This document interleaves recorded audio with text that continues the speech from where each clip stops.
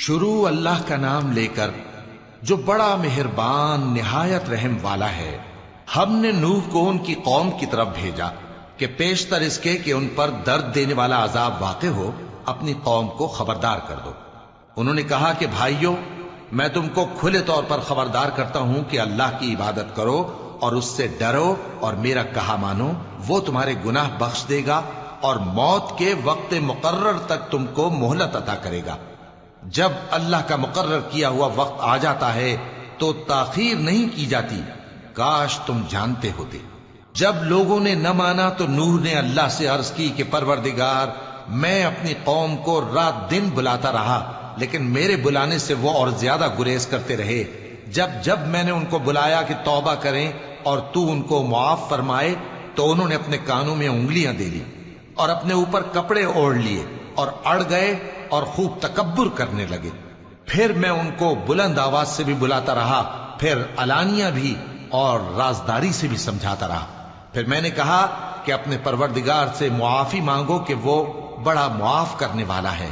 وہ تم پر آسمان سے موسلا دھار میں برسائے گا اور تمہارے مال اور بیٹوں میں اضافہ کرے گا اور تمہیں باغ عطا کرے گا اور ان میں تمہارے لیے نہریں بہا دے گا۔ تم کو کیا ہوا ہے کہ تم اللہ کی عظمت کا اعتقاد نہیں رکھتے، حالانکہ اس نے تم کو طرح طرح کی حالتوں میں پیدا کیا ہے؟ کیا تم نے نہیں دیکھا کہ اللہ نے 7 آسمان کیسے اوپر تلے بنائے ہیں اور چاند کو ان میں روشن بنایا ہے اور سورج کو چراغ بنا دیا ہے؟ اور اللہ ہی نے تم کو زمین سے ایک خاص طرح سے پیدا کیا ہے، پھر اسی میں تمہیں وہ لوٹا دے گا اور اسی سے تم کو نکال کھڑا کرے گا۔ اور اللہ ہی نے زمین کو تمہارے لیے فرش بنایا تاکہ اس کے بڑے بڑے کشادہ رستوں میں چلو پھرو۔ آخر میں نوح نے عرض کی کہ میرے پروردگار، یہ لوگ میرے کہنے پر نہیں چلے اور ایسوں کے تابع ہوئے ہیں جن کو ان کے مال اور اولاد نے نقصان کے سوا کچھ فائدہ نہ دیا، اور وہ بڑی بڑی چالیں چلے اور کہنے لگے کہ اپنے معبودوں کو ہرگز نہ چھوڑنا، اور ود اور سوا اور یغوث اور یعوق اور نصر کو کبھی نہ چھوڑنا۔ اور اے پروردگار، انہوں نے بہت لوگوں کو گمراہ کر دیا ہے اور تو ان ظالموں کو اور زیادہ گمراہ کر دے۔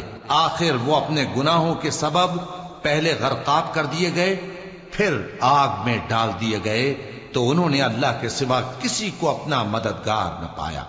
اور پھر نوح نے یہ دعا کی کہ میرے پروردگار، ان کافروں میں سے کسی کو زمین پر بستہ نہ رہنے دے، اگر تو ان کو رہنے دے گا تو یہ تیرے بندوں کو گمراہ کریں گے، اور ان سے جو اولاد ہوگی وہ بھی بدکار اور ناشکری ہوگی۔ اے میرے پروردگار، مجھ کو اور میرے ماں باپ کو اور جو ایمان لا کر میرے گھر میں آئے اس کو اور تمام ایمان والے مردوں اور ایمان والی عورتوں کو معاف فرما، اور ظالم لوگوں کے لیے اور زیادہ تباہی بڑھا۔